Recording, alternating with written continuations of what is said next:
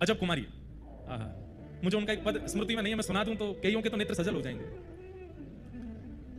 श्रीनाथ जी दर्शन करने के लिए गई गोवर्धन में। जब श्रीनाथ जी विराजते थे, आज से लगभग 500 वर्ष पहले, श्री गिरिराज जी में जब श्रीनाथ जी विराजमान थे, श्रीनाथ जी श्रीनाथ तो हैं पर इनका मूल नाम गोवर्धन नाथ है, ये गोवर्धन नाथ ही है।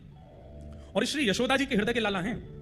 जैसे चित्रकार अपने चित्त में जो छवि होती है उसको प्रकट करता है, ये छवि किसके चित्त की है? ये यशोदा जी के चित्त की छवि है, लाला की।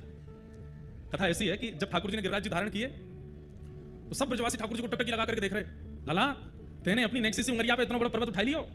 ठाकुर जी बोले, हम बे। जो चर्चाएं हुई ब्रजवासियों के सब आनंद हुआ, लेकिन यशोदा मैया को चिंता हो रही है। क्यों? 7 बरस के मेरे लाला ने इतना बड़ा पहाड़ उठाई लियो, कहीं जो पहाड़ मेरे लाला के हाथ के ऊपर या लाला के ऊपर कोई कष्ट नहीं देते। तो यशोदा मैया बार बार जाती हैं, घी लेकर के आती हैं, ठाकुर जी की भुजा पर लगाती हैं, लाला तो दर्द तो ना हेरो। ठाकुर जी के नाम मैया मैं तो बिल्कुल चकाचक खड़ा हूं और तू मेरे सामने बैठी है तो देखता रहूंगा, मैं बलातो रहेगा। 7 दिन सातरात्रि के गिरिराज धरण लीला उत्सव में ब्रजवासी सोए भी, ब्रजवासी कहीं घूमने डोल में भी, गिरिराज जी के नीचे डोल भी रहे, लेकिन एकमात्र यशोदा मैया हैं जो टकटकी लगा करके लाला को देख रही हैं और बार बार प्रार्थना कर रही हैं, हे हमारे इष्ट देवता, हे हमारे कुल देवता, हे हमारे पितर देवता, मेरे लाला की रक्षा करियो, मेरे लाला को बल बढ़ाइयो, मेरे लाला को कहीं बल कम नहीं है जाए, कहीं गिरिराज नीचे नहीं आ जाए। हे गिरिराज बाबा, तो इतने लड्डू को भोग लगाऊंगी, तो इतना दूध चढ़ाऊंगी, तो मेरे लाला के काज रुई के फोवा की तरह है जाइयो, नीचे मत आइयो। जैसे एक मातृ प्रेम वात्सल्य। तो इन 7 दिनों में ये छवि ऐसी बस गई यशोदा मैया के चित्त में। जब ठाकुर जी व्रत छोड़ करके चले गए द्वारिका, 100 वर्ष बाद जब ब्रजवासियों से मिले तो यशोदा मैया लाला से मिलती हैं। और उस समय सब लोग ध्यान से सुनना, इधर देखो। उस समय ठाकुर जी यशोदा मैया से कहते हैं, मैया मैं तो एक बात पूछूं? हाँ लाला पूछ। मोए ब्रजे छोड़े भय, आपको ब्रजभाषा समझ आ रही है ना? हाँ। ठाकुर जी बोले, मैया मोए ब्रजे छोड़े भय 100 वर्ष से अधिक है गए हो। मैं तो यूं जानता हूं कि जब मैं गैया चरा करके लौट के आता और वह समय में भी नेक विलंब है जाता तो मेरी मैया छटपटाने लगती जैसे बिना जल की मछली।